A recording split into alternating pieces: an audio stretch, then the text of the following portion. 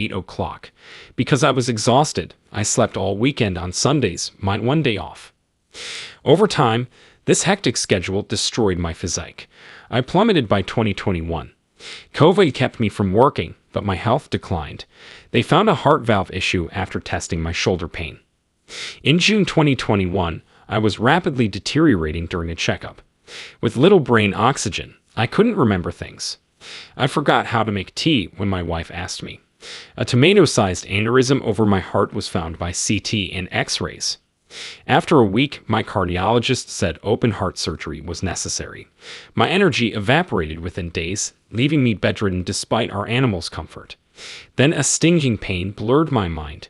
Being non-religious, I desperately sought God, feeling like in another world. The COVID-19 lockdown isolated me from loved ones and sent me to the hospital, where I faced death. I sent letters alone, trusting God. I dreamed about bright entities around my body during surgery. Dead relatives comforted. I felt a familiar voice on my heart. After recovering, I felt warm and happy, like angels were watching over me. I went into self-awareness one evening, feeling detached from my body. I felt warm, healing energy, and appreciated life's beauty during my rehabilitation. Eventually, I explored NDEs and met Monica, a famous psychic who led me through a deep meditation. I saw my prior life as an African hunter, a Himalayan monk, and a Scottish wizard raised soul in this state. Monica said I was cleansed by angels and Jesus during my hospital stay. My soul's unique path across lives has been enlightened by self-discovery. As Monica meditated, she led me to a grassy hill where I met two monks.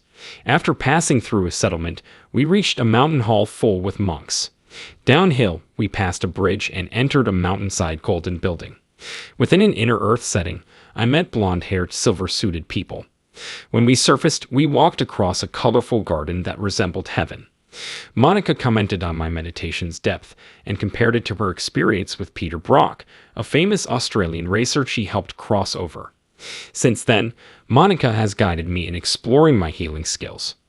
I've learned to channel energy through my head, whether from God, Jesus, or anybody else. My hands convey vitality. At this TPO retreat with the monks, we learned meditation and mind control for a week. Manu and G from Spain led this monk-organized retreat. I decided to tell my tale. My first time sharing my tale outside my family was great. I could tell someone was communicating via Manu when he came to me. He said, "Robbie, Jesus was with you, man." Wow, this is cool. I was later asked if I had healed. I declined, but he informed me that he had a hurting back, leg, and foot, and requested a healing. I'll try. We got to the resort's peak for the first time. I cured his head, shoulders, and back. Later, he felt my hand's energy and his head and third eye open up. Manu felt relieved like 1,000 hands were massaging his back while working on it. Later, he confirmed back healing. My ability to heal amazes me. The energy from my hands helps me connect with nature, animals, and love. Adapting to new life patterns is difficult, especially with negativity. Angels have appeared in human form to comfort and reassure me. Practicing meditation with Shine monks has helped me feel my third eye. Levitating meditations are now possible. You feel like you're not actually there, but you are, but you feel the warmth coming through the top of your head, that energy channeling through here, and your third eye twitching and opening up. Now I have tremendous insight and foresight. Many things, especially people and events, are predictable.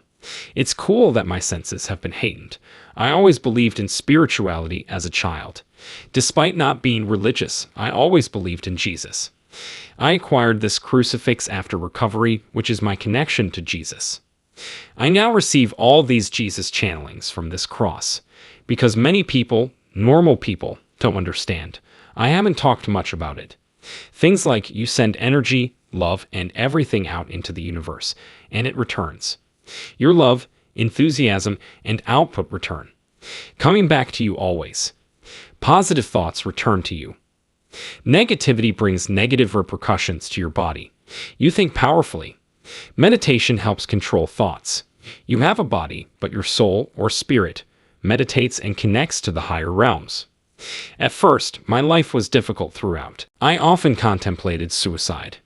As I struggle through life, I may have had the dark night of the soul in 2019 or 2020.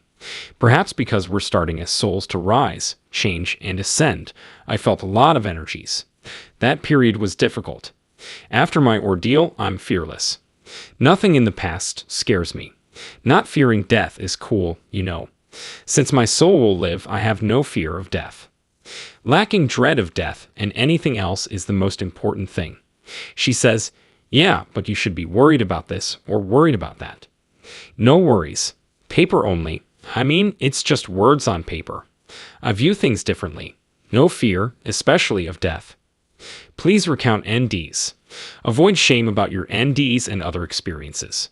Since many people held these things to themselves for 20 to 30 years, sharing them is crucial. Now, people are more accepting of NDEs, life, and the other realms. Stay cheerful and loving. Communities, friendships, and sharing our experiences are key. Having different experiences is cool. Sharing and spreading the message is important, even when people see